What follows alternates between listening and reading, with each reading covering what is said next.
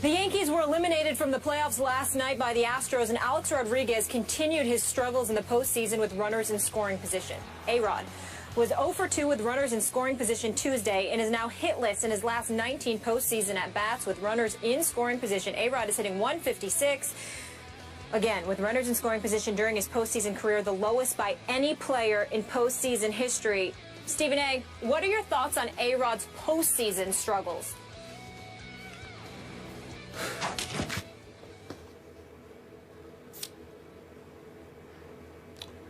It's embarrassing.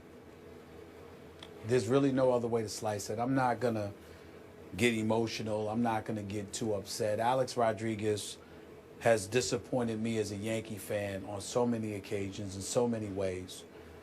He's emblematic of everything that's gone wrong for the Yankees in this millennium. They've got one World Series title in the last 15 years, something that Skip has reminded me of. I'm a diehard Yankee fan, and today I'm dead. I'll be back alive. I'll be resurrected next season. I'll root for my Yankees like I always do. But to go down, it's not just that you go down, it's how you go down. I understand Keuchel is no joke. Now it's 22 scoreless innings and 3 starts against the Yankees this year, and I get that. And it didn't help that you've got someone like Brett Gardner who struck out 3 times last night. The offense was weak. Tanaka gave up 25 home runs this season, gave up a homer to Rasmus, gave up a home run to Gomez. But he wasn't awful. He just wasn't great. At the end of the day, you would have liked to have seen someone come into the play. But these are the New York Yankees. And I think it was a bad omen, and I think that I hoped for, not expected, but hoped for too much when your biggest name is Alex Rodriguez, a known cheater and an abuser of performance-enhancing drugs and a serial liar along the way, is your marquee name, and you're the New York Yankees. You have a problem. And so I think it's incumbent upon them to go out there. You still had the highest payroll for the 17th consecutive season at $200 million this year. But you got to go out and get a Bryce Harper. You got to get a caliber guy like that. You got to get a big name in box office, because Alex Rodriguez clearly ain't it. Because no matter what great Yankees we point to, Skip, they are not dudes that show up from April through September. They're the guys that show up in October. And that is not Alex Rodriguez. In all seriousness, as I watched that game unfold last night, what struck me was that there are no more Yankees on the Yankees. There are no true Yankees. Obviously, Derek Jeter is gone, and it was so ironic that Colby Rasmus for the Astros went Jeter on the Yankees with a leadoff home run in a big postseason game. And I look at this year as you had to depend on Alex Rodriguez, and for a while, he carried your team. And then the flashpoint, the microcosm of your season came bottom 6, 2 outs, A-Rod at the plate, and this is it. This is the moment. 2 on. And yeah, 2 men on, and 1 pitch, 1 swing, can of corn fly ball to center field to Cargo, and basically that was the end of that game. It was that moment because you had to depend on Alex Rodriguez. That's not the New York Yankees as we used to know and love them. Absolutely right. Absolutely right. It means nothing to me what he does in a regular season. You know that. Everything was about the postseason, like I said. And once again, he didn't show up. After swearing, we're playing for CC now. I knew then. You said it. I knew then it was a problem. Yep. More postseason baseball tonight. The Pirates host the Cubs in the NL wildcard game. Thank you to Ronda Rousey, Joanna for joining us, Herm Edwards. Rhonda was great today. I really enjoyed listening. She was fantastic, right? I'm going to read that book, Ender's Game. I saw the movie. I don't know if it's as good as the book. All right, I'm going to check it out. Thank you guys so much for being with us. We'll see you tomorrow. Says now that he's back, he's not looking back, and there's no need to reminisce. I want to correct myself. I apologize. I said you have a personal relationship with Greg Hardy or mentoring him. No, it's Randy Gregory. So let's get that straight first. How do you feel, though, Coach, about Greg Hardy being back in the NFL and playing this weekend? Well, he gets a second chance, an opportunity, and you got to give Jerry and Stephen Jones a lot of credit. You know, they've done this before with players. I wish they would have coached him up prior to him meeting the media. Yes. That would probably have been my way of going about doing it as a head coach. And I said, let's make sure that we understand he's going to face the media here when he's eligible to play. And we got to make sure that he understands there's some things he needs to touch upon, and it's not about football. And we have to go back a little bit, and I think he has to bring that out because that kind of sets the stage going forward. And, you know, he probably didn't get coached up. I wish he had coached him up a little bit better. He could have shown a little bit more humility, being grateful to have this opportunity to come back. And you can't take the past away, obviously. You got to move forward, but he needed to be coached up. They coached him up on the offseason. They coached him up when they brought him in, and I think they dropped the ball a little bit here before he went to the media because the media. I say this as a media person. They have an obligation to ask him these questions. Yes. I mean, that's what people want to know. I mean, besides he's a good pass rusher, good football, we get that part of it. But it's the other part. You know, are you sorrowful for your you know, the way you have been portrayed? You know, and you don't have to get into everything, but you need to say something. And I think that kind of they dropped the ball. Mishandled. So if you had been head coach of this team, Yes, sir. and you had had a vote in the situation, in the matter, would you have voted no to have him on your football team? Yes, I would have voted no. That's just. And what if your owner had said, gee, I just think we need him and I want to bring him in? You have no choice, Well, right? if the owner says you bring him in, then I'm going to say I'm going to work with the guy. Okay. And I have no problem going forward. And if they I would know ask me you- my personal opinion, this is what I would say. Okay, that's good. I respect that. And if I know you, if you had Greg Hardy in your locker room and you knew this was going to be his first interview, you would have coached him up personally. Yes. Right? Yes, I'd have And brought him said, up in hey, my room, let's yes. let's talk this out. Let's think this through. You'll probably get asked about X, Y, and Z. Now let's think about how to answer these questions. Yeah, and you know, I dealt with a guy, and you know him, Quincy Carter. We brought Quincy Carter in from the Dallas Cowboys. He was on the street, and Quincy had some issues. Yes, he did. And I told Quincy, here's the deal. Every Tuesday on the off day, you're going to come and you're going to sit with me in my office. We're going to spend an hour every Tuesday. And you got to be here every Tuesday. Off day, don't care about the off day. You come see me. We never talked about football. And we did that until he got ready, and then he actually played for us. Won 2 out of the 3 games. Yep. Chad went down. So, you know, that's me. Now, I'm not saying every coach has to do that, but I felt obligated, hey, I got to help this guy. Because if I can make him a better man, he's going to be a better football player. You think you helped a little bit? I think I did. And if you ask Quincy, he'll probably say that too. Yep. So, you know, that's kind of where it was for me personally. But every coach handles it different. Yep. I'm not saying my way's the best way. It's just the way I would have handled it. I really appreciate that.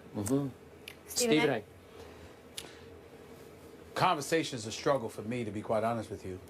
I remember a few months ago when I was on the air and I was on my radio show and I was talking about how he got convicted via a bench trial in North Carolina. And somebody in the NFL, not the NFL league office, just one of the players, called me and said, Stephen A., I felt the same way. The thing that I can't escape is that he has adamantly stated his innocence. Even after the judge convicted him on a bench trial, he didn't exercise his right to appeal the decision and go to a jury trial, at which time, obviously, the alleged victim could not be found, and supposedly later on we heard that there was a settlement that was reached because the DA could not find her. According to what I heard, I think he's guilty of sin. According to what you heard, Skip, you think he's guilty of sin. I do. Evidently, Coach, one would surmise, based on your position, you believe he's guilty. That's fine. But if Greg Hardy doesn't believe he's guilty, we now have a problem. Because we have a problem because here is a guy that doesn't want to confront the issue and clearly has been coached to deflect and evade in a society where it's not going to be allowed. Whether it's via social media or the media members who are literally and officially in front of his face, who are covering the Dallas Cowboys every day, all day long, they're not going to let this go. They're not going to let Greg Hardy, and I can't believe he doesn't see this, they are not going to allow Greg Hardy to play the entire season, simply get sacks, and just move on and talk about football without ever addressing this. They won't let it happen. And if they have to get it, if they can't get it out of him, They're going to bombard Jason Garrett and the players, his teammates in that locker room until they get something. Some level of contrition, some level of admission, some level of any kind of explanation as to what has happened. This guy, right now, I think that we need to step up, regardless in this PC world that we're living in. We have to recognize that we believe he's guilty, particularly emanating from what a judge on a bench trial in North Carolina has validated for us all. But this guy has said that he is innocent, and he has proclaimed his innocence, and he is acting like he has nothing to address. Somewhere along the way, somebody is going to have to deal with the reality that he believes along the way he didn't do something wrong. That's scary to me. It should be scary to us, no doubt. But it is a reality that we cannot escape. This guy clearly does not believe he did something wrong. You want to respond? No, you go. All right. Stephen A., thank you for what you just said. Can't tell you from my heart how much I agree with every word you just uttered. And I'm going to take it one step farther. Not only did he show zero remorse for what happened back in Carolina, clearly, he was so emboldened in his new role for his dream team, the Dallas Cowboys, lifelong dream of playing for my Dallas Cowboys. He was so emboldened, he had the audacity to use the phrase without flinching or any regret, I'm going to come out guns blazing, when we all know that his accuser testified that she was thrown onto a couch full of semi-automatic weapons. And he had the audacity, without a single ounce or flinch of regret, to talk about how attractive Tom Brady's wife is. Hope she comes to the game, hope she brings her sister and all of her friends. And then to even think the joke was so funny that he went on to say that he votes for Pro Bowl quarterbacks based on how attractive their wife or girlfriend is. Really?